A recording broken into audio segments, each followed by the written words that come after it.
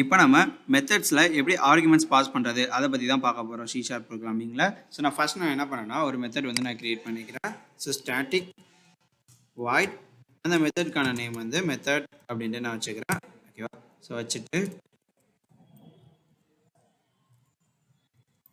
இதில் வந்து நான் ஆர்குமெண்ட் பாஸ் பண்ண போகிறேன். எனக்கு இன்டீஜர் பேஸ்டு வேல்யூ வரப்போகுது. அப்படி வந்துச்சுன்னா ஏன்ற வேரியபிளாக அந்த வேல்யூவை நான் வந்து ஸ்டோர் பண்ணிக்கிற போகிறேன். ஓகேவா?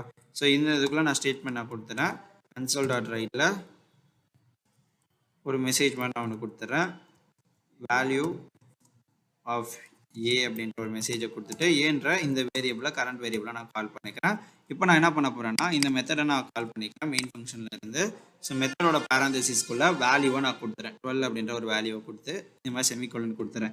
ஸோ இப்படி கொடுத்துட்டேன்னா நமக்கு இந்த 12ன்ற வேல்யூ ஆட்டோமேட்டிக்காக இந்த மெத்தட் இந்த ஃபங்க்ஷனுக்குள்ளே வரப்போ இன்டீஜராக இருந்துச்சுன்னா ஓகே அந்த வேல்யூவை ஏன்ற வேரியபிளை ஸ்டோர் பண்ணிடும். ஸோ அதுக்கப்புறம் கன்சோலர் ரைட்டில் வேல்யூ ஆஃப் ஏன்ட்டு ஏவை கால் பண்ணுறப்ப 12ன்ற வேல்யூ நமக்கு வந்துடும். சரிங்களா?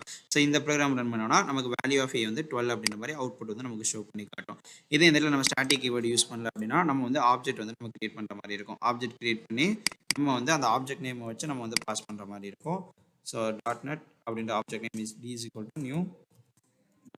ஓகேவா? ஸோ இந்த மாதிரி வந்து நம்ம ஆப்ஜெக்ட் கிரியேட் பண்ணி இந்த ஆப்ஜெக்ட் நேமை வச்சு நம்ம வந்து கால் பண்ணிக்கலாம். இந்த மாதிரி பண்ணிக்கலாம். இதே மல்டிபிள் ஆர்குமெண்ட்ஸ் பாஸ் பண்ணுறதுனால பாஸ் பண்ணிக்கலாம், ஒன்றும் பிரச்சனை கிடையாது. ஸோ கமா இன்டீஜர் d அப்படின்றத நான் கொடுத்துட்றேன். சேம் லைக் நான் இங்கே என்ன பண்ணுறேன் அப்படின்னா இங்கே ஒரு வேல்யூ வந்து நான் கொடுத்துறேன் 33 அப்படின்ற கொடுத்துறேன். இந்த 33ன்றது நமக்கு பீன்ற இந்த வேரியபிளில் இருக்கும். சரிங்களா? ஸோ அனதர் ஒன் ஸ்டேட்மெண்ட் நான் வந்து டிக்ளேர் பண்ணனால பண்ணிக்கலாம். ஸோ வேல்யூ ஆஃப் ஏன்றது கொடுத்த மாதிரி வேல்யூ ஆஃப் பி வந்து பீன்ற வேரியபிளாக நான் கால் பண்ணிக்கிறேன்.